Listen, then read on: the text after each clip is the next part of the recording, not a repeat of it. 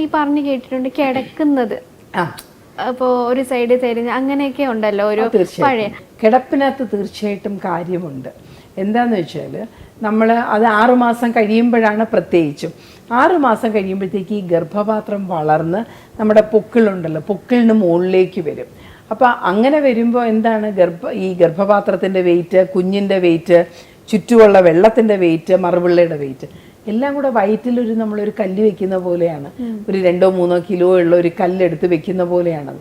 അപ്പോൾ നമുക്ക് എല്ലാവർക്കും അറിയാം, നമുക്ക് രക്തയോട്ടം പോകുന്നത് നട്ടെല്ലിൻ്റെ മുകളിൽ കൂടെയാണ്. അപ്പോൾ നട്ടെല്ലിൻ്റെ മുകളിൽ ഒരു കല്ലെടുത്ത് വെച്ചാൽ എങ്ങനെ ഇരിക്കും? രക്തയോട്ടം നന്നായിട്ട് നടക്കത്തില്ല. എണീറ്റ് നടക്കുന്ന സമയത്ത് അത് കുഴപ്പമില്ല, വയറ് മുമ്പോട്ട് ചാഞ്ഞായിരിക്കുന്നു. പക്ഷെ നമ്മൾ കിടക്കുമ്പോൾ ഈ ഗർഭപാത്രം റെസ്റ്റ് ചെയ്യുന്നത് ഈ വലിയ രക്തക്കൊഴൽ, അയോട്ട, ഇൻഫീരിയർ, നമ്മുടെ സ്ത്രീയുടെ വലിയ രക്തക്കൊഴലുകളുടെ പുറത്താണ്.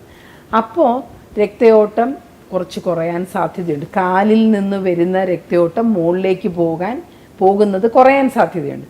അപ്പോൾ കുഞ്ഞിന് കിട്ടുന്ന രക്തവും കുറയും. അപ്പോൾ ചുരുക്കി പറഞ്ഞാൽ, ഇത്രയധികം ഒന്നും ഞാൻ എക്സ്പ്ലെയിൻ ചെയ്തില്ലെങ്കിലും, എന്തുകൊണ്ട് ചരിഞ്ഞ് കിടക്കണം എന്ന് ചോദിച്ചാൽ, കുഞ്ഞിന് കൂടുതൽ രക്തയോട്ടം കിട്ടുന്നത് ചരിഞ്ഞ് കിടക്കുമ്പോഴാണ്. അപ്പോൾ ഒരു ചോദ്യം വരും, ഇടത്തുവശം ചരിഞ്ഞ് കിടക്കണോ വലത്തുവശം ചരിഞ്ഞ് കിടക്കണോ? നമ്മുടെ രക്തക്കൊഴലുകൾ കുറച്ച് വലത്തോട്ടായിരിക്കുന്നത്. അപ്പോൾ ഇടത്തോട്ട് ചരിഞ്ഞ് കിടന്നു കഴിഞ്ഞാൽ കുറച്ചും കൂടെ ഗുണം കിട്ടും നമുക്ക്. അപ്പോൾ ഒരു 6 മാസം തുടങ്ങി ഇടത്തോട്ട് ചരിഞ്ഞ് കിടക്കുക. പിന്നെ ഈ വയറ് വെയിറ്റ് വെക്കുന്നതിനനുസരിച്ച് നമുക്ക് ഈ വയറിൻ്റെ ഭാരം കൂടുമല്ലോ.